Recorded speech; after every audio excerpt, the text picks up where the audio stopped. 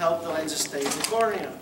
And this tension should be exactly the same in both sides because the lens tries to land in the position that is equal tension for everything.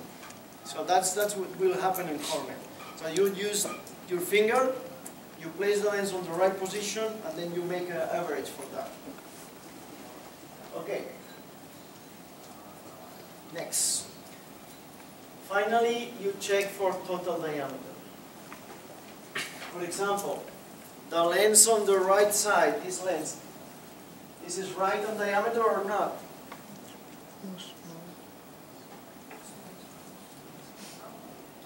I'm not deaf, I couldn't understand. Sorry? Too small, exactly. Too small. On the right side, what do you think? Yeah, maybe it's too large. Maybe it's because it's going reading low, but here is almost all on this sclera. So maybe it's too large. Okay? So we are going to the center, and then to the blending zones, and then to the diameter. This is an example for exam protocol. I don't know if videos are running.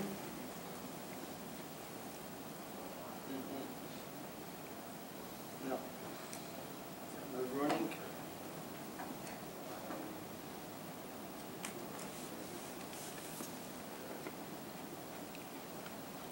Well, this is exam protocol. First, patient are blinking.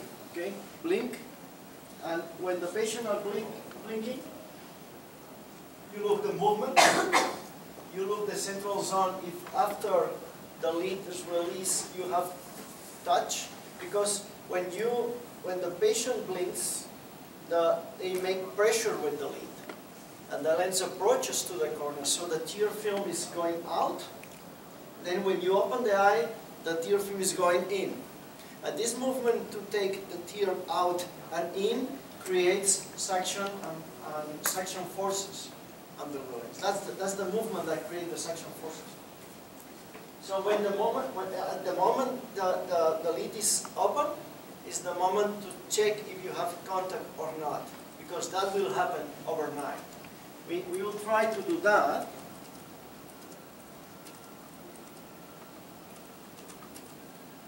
Yeah, here, okay? I take videos of all my fits. And if I need it, I'm going by image, by frame, in order to find the moment when the lens is open, the lid is open, and so on. So here, you could see two things. First thing is in the central area you have tear, so the lens is not creating any insult or contact in the apical zone, even with the lid pressure. Second thing you are looking here is this area, lower area.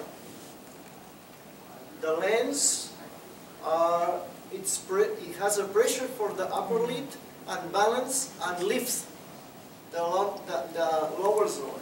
So you have this lens is not landing anymore here at this moment because it's too flat in the vertical meridian. Okay, let's see now a little bit more. Okay, we open, we separe, and we center the lens. Okay, that's the lens. And now we make the assessment now at this moment.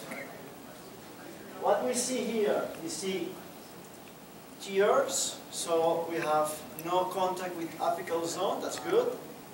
But in my opinion, maybe we have too much. It's too much green. Here we have a green color that maybe is too strong. And we will have too much tear layer under the back optical zone of the lens. Maybe ideally we need a little bit less, but doesn't matter so much. What we see here, this is a nasal area, both alignment zones are equal, similar. Temporal, the external one is quite darker than internal, so in the mean value for horizontal meridian is a little bit steep, little, maybe 7 microns. And vertical, you could see here, green, little bit green and darker, and the upper zone is also the same, darker and green. So the upper zone is quite steep, a little bit, but the lower zone is a little bit left. In general, this lens is it's acceptable. It will work. It will work. But maybe we could flatten a little bit the periphery. Then we will have a less sagittal height, so the central zone will have less tear layer, proper treatment. And what happens with the diameter? Too small. Okay. We will increase the diameter. What happens when we increase the diameter?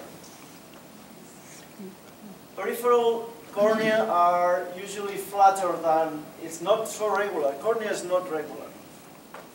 So if we are changing the diameter in a not so big change, you could maintain same parameters. But if you are changing the diameter for a large diameter, then you are arriving to the limbal area that is much flatter. It's not following the same eccentricity ratio. It's much flatter. So you need to flatten a little bit the alignment curve, thinking that because the lens will be large, the alignments only need to be a little bit flatter to avoid the lens staying too tight. You understand that point? Great. We are going to a very tricky point. Yes. So we continue.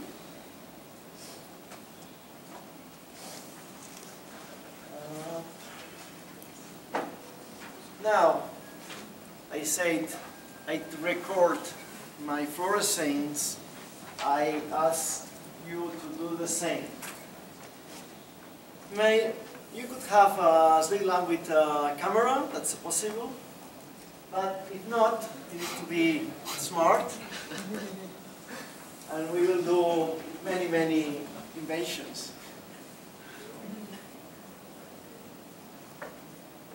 This is a digital manual mode. This is a regular home camera applied directly to the ocular. This is made for Jaume and myself is in the right. That's here. It's okay. This is here. Okay, so you look for the image, you approach the ocular, and then when you have it, you could zoom it, you could change the balance of whites, and so on, and press the button. At least more than half of the pictures I present in this presentation are taken with this system. More than a half, maybe 70% of the images you see here are taken by hand with a normal camera. Okay, this is the results. Beautiful. Okay, and here is the mobile phone use. Mobile phone is a lovely system today. You could send the images by email or Facebook or whatever you want. And here is a mobile phone system, exactly the same. You need to look the image, approach, and then you could do everything you want. The key point is you hold your camera far from the ocular, you look for the image, and then you approach following the image until you arrive to the ocular. If you don't do that, you could use any of these devices. Plenty of them. There is Tiger lens, it's made with Bartels. You have that in internet, in Amazon. I use that. It's very simple. It costs $12. The other one, it costs $60, and so on. Okay, no excuse. No excuses. That's another tricky idea I presented last Mission by Design, is take a picture in your waiting area using your mobile phone. You just got your magnificent yellow filter from Boston. You put on the ocular or your mobile phone, and you check for a blue cobalt filter on the flash, and you do this. You could do the fluorescein, whatever you are. Portable device, okay? Very easy. I have this in my camera. This is again yellow and blue filter. And this is taking a picture of a patient. And this is the result. Oh, wow. Stupid, but works. Okay, remember, if you don't take pictures or videos, you will not be able to retrieve the past. When everything is going perfect, no problem. When you have problems, you need to look at the fluorescein again, and you have no patient in front. So you need to go for the first images you have, and it's very, very, very, very useful to have everything recorded. The way I recommend to work is my personal way, is in a very simple system that is using Word document. Word document from Windows. How do you pronounce Word? Word. Word document. Thank you. You write the data of the day on the top, then the refraction, visual acuity, if you want to do anything else, or what do you find in biomicroscopy, comments, everything is right in there. Then you capture an image from the screen of the topography, differential topography, you paste, and you capture an image of the fluorescein pattern, you paste. So you have the day they arrive, which lens it's using, what's the refraction you have, and the topography there, differential, and picture of the fluorescein. In one page you have everything. Every day that patient arrives to my office, I open a new page. So every page is one day. And when I have a patient that has 12 pages, that means 12 follow-ups, I could go from the beginning to the end in a quick, very easy moment and know what changes I did all the time. So which kind of lenses, why I changed that, why I changed this, and which lens is using them. That is very, very useful. And it's very useful to send to people like me, because I do that in Spain because we have a distribution of lens. And you couldn't imagine. I received thousands of emails with pictures, maps, and refraction. I could receive for the same patient 5 different emails with different files, and I need to collect everything. I need to think about what is happening there. It's horrible. If I receive a Word document, it's quick to share with all of us. So that's my way of growing. And we know we arrived to the point that we will join both topography and fluorescein. Okay, this is said by Cari Marino. We have 3 areas. The central zone, it's flattening the central zone of the cornea. The reverse curve is the most important curve in the whole lens because it's making the treatment, real treatment. And the alignment curves are making the centering. This is simple. This is all you need to remember. When you have a lens that don't center well, you should look at the alignment curves. When you have a lens that not produces the proper treatment, go to the reverse curve. Okay? Central zone is important, but you just need to check if it creates a staining or not. Very simple.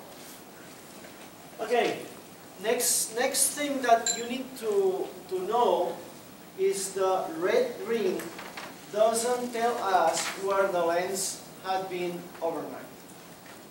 the point that tells us that is the blue ring. Why? Because the reverse curve molds the cornea, flattening it. So the point, the blue ring is the area where the reverse curve is landing on cornea. That's the real zone where the lens are or not. The red ring is the result of the blue ring, but it's not. Okay? So it's very important to realize this, because myself, everyone is looking all the time at red ring, you know, but it's not exactly. The red ring is a treatment ring, but it's, we will talk more about it. Next thing is talk about scale. Remember to use absolute scale, because if you use normalized scale, that means the topographer will look the steepest area and the flattest area, and they will put the colors between that. The topographers only have 24 colors, so they need to adjust for that. If you use normalized maps, topographer always changes the scale. So you don't know what you are having in front if you use a scale that is changing all the days. So you need to have absolute scale that is absolutely always the same. Okay? Making it so. If you make the differential map, you need to adjust the steps on the map, because if you are using, for example, here each color is 5 diopter changes. You almost not see nothing. On the other side, you are changing for 1 diopter for each color. You are looking at what is happening there. So this scale is very easily changed, and when you need to look at the details, you could change it. It's very